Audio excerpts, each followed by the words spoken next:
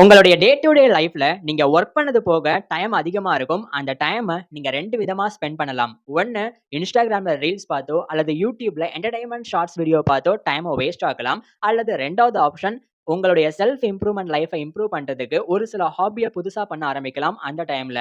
Probably நீங்க இந்த வீடியோவ click பண்ணியிருக்கீங்கன்னா, 2வது ஆப்ஷன தான் கண்டிப்பா விரும்புவீங்க. சோ நான் அப்படி என்ன 4 புதுசா ஹேபிட்ட இந்த வருஷம் ஃபாலோ பண்ணதுனால, போன வருஷத்த விட இந்த வருஷம் என்னுடைய செல்ஃப் இம்ப்ரூவ்மென்ட் லெவல் இன்கிரீஸ் ஆயிருக்குன்றத சொல்றேன். அத நீங்க எக்ஸாக்ட்டா காப்பி பண்ணி அதே ஹாபிய பண்ணாலுமே, உங்களுடைய லைஃப் அடுத்த வருஷம் கண்டிப்பா இதே மாரி சேஞ்ச் ஆறதுக்கு வாய்ப்பு இருக்கு. அதுல ஃபர்ஸ்ட் ஹாபி நமக்கு காலையில 40 மினிட்ஸ் தான் ரொம்ப ரொம்ப முக்கியம். அந்த 40 மினிட்ஸ நீங்க எந்த அளவுக்கு எஃபிஷியன்ட்டா யூஸ் பண்றீங்களோ, அந்த அளவுக்கு அந்த டேவே உங்களுக்கு சூப்பரா அமையும். அந்த 40 மினிட்ஸ் எது ப்ரோன்னு கேட்கிறீங்களா? நான் காலையில இயர்லியா 5:30க்கு எந்திரிச்சதுக்கு அப்புறமா என்னுடைய 40 மினிட்ஸ நான் ஜஸ்ட் வாக்கிங் போறதுல டைம் ஸ்பெண்ட் பண்றேன். அதாவது என்னுடைய ஹெல்த்ல நான் கான்சன்ட்ரேஷன் பண்றேன்.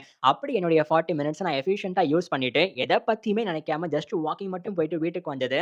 அதுக்கப்புறம் என்னுடைய மத்த வேலைகள பார்க்க ஆரம்பிக்கும்போது, மற்ற நாள்கள விட நான் வாக்கிங் போற நாள கம்பேர் பண்ணி பார்த்தோம்னா, அந்த டேல நான் ரொம்பவே சுறுசுறுப்பா இருக்கேன். ஸோ இதையே நீங்களும் ஃபாலோ பண்ணலாம். அல்லது டைம் இருந்தால் ஜிம்முக்கு கூட போங்க.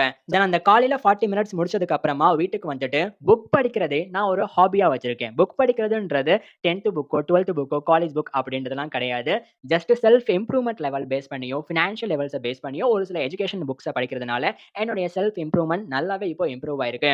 பிலீவ் மீ இந்த புக் படிக்கிறதுனால கான்சன்ட்ரேஷன் பவர் இன்கிரீஸ் ஆகும். நீங்க அதிகமா லேர்ன் பண்ணவும் முடியும். ஃபர்ஸ்ட் திங் கான்சன்ட்ரேஷன் பவர் அப்படின்றது நான் ஒரு நாளைக்கு 2 பேஜஸ் புக்க படிக்கிறேன்னா, அந்த கான்சன்ட்ரேஷன் லெவல நான் அந்த நாள்ல வேற வொர்க் பண்ணும்போது, ஷிஃப்ட் பண்ணும்போது எனக்கு அது அப்படியே இருக்கு. அதே இது 2வது ஃபார் எக்ஸாம்பிள் நான் ராபர்ட் கியோசாகி எழுதின ரிச் டாட் புவர் டாட் புக்க படிக்கிறேன்னா, அவ்வளவு வருஷம் எக்ஸ்பீரியன்ஸ அவர் அந்த ஒரே புக்ல குடுத்திருப்பாரு. அத நம்ம படிக்கும்போது அவர் தெரிஞ்சுக்கிட்ட விஷயத்த நாம இந்த வயசுலயே தெரிஞ்சுக்க யூஸ்ஃபுல்லா இருக்கும். அடுத்ததா உங்களுடைய டே டூ டே லைஃப்ல நீங்க ஃபாலோ பண்ண வேண்டிய மஸ்ட்டான ஒரு ஹாபி கம்யூனிகேஷன் லெவல இன்கிரீஸ் பண்றது. அது ஒரு ஸ்கில் ஆக்சுவலா. நான் இப்ப YouTubeல பேசுறேன், கன்டென்ட்ட கிரியேட் பண்றேன்னா, உங்ககிட்ட பேசணும். உங்களுக்கு நான் சொல்ற விஷயத்த நல்லா புரிய வைக்கணும் அப்படின்றதுக்காகவே எப்படி சிம்பிளா பேசுறது, எப்படி கம்யூனிகேஷன பெட்டர் ஆக்குறதுன்னு நெறைய விஷயத்த பார்த்து தெரிஞ்சுக்கிட்டு தான் ஒரு கன்டென்ட்ட பிரிப்பேர் பண்ணி உங்ககிட்ட பேசுறேன். ஸோ இதனால என்னுடைய கம்யூனிகேஷன் லெவல் சூப்பரா இம்ப்ரூவ் ஆயிருக்கு போன வருஷத்துல இருந்து. அதே மாரி நீங்களுமே கம்யூனிகேஷன் ஸ்கில்ல இம்ப்ரூவ் பண்ணணும்னு நெனச்சீங்கன்னா, கான்டென்ட் தான் கிரியேட் பண்ணணும் அப்படின்றது கிடையாது. வேற வேற இடத்துல போயிட்டு தெரியாத மக்கள் கிட்ட போயிட்டு நீங்க பேசும்போது, உங்களுடைய கம்யூனிகேஷன் ஸ்கில் சூப்பரா இம்ப்ரூவ் ஆகும். ஃபார் எக்ஸாம்பிள் நெறைய வெபினார் அட்டெண்ட் பண்ணுங்க. நெறைய இடத்துக்கு போங்க டிராவல் பண்ணி, அந்த இடத்துல புது புது ஆட்கள் கிட்ட நீங்க பேசும்போது, உங்க கம்யூனிகேஷன் ஸ்கில் சூப்பரா இம்ப்ரூவ் ஆகும். 4வது இத நான் ஒரு ஹாபியாவே இப்ப பண்ணிட்டு இருக்கேன். நெட்வொர்க்க பில்ட் பண்றது. நெட்வொர்க்க பில்ட் பண்ணணும்னா, உங்களுடைய கரியர்ல உள்ள பீப்பிள மீட் பண்றதுக்கு நீங்க வேற வேற பிளேஸ்ல போகணும் அப்படின்றது அவசியமே இல்ல. ஜஸ்ட் உங்க கையில மொபைல் இருக்கு, YouTube இருக்கு, Instagram இருக்குன்னா, அந்த சோசியல் மீடியால என்டர்டெயின்மென்ட்க்காக மட்டும் நீங்க டைம் செலவழிக்காம, அதுல உங்க கரியர பேஸ் பண்ணியும், உங்களுடைய இன்ட்ரெஸ்ட் ஆர் பேஷன பேஸ் பண்ணியும் நெறைய கன்டென்ட் கிரியேட்டர்ஸ் இருப்பாங்க.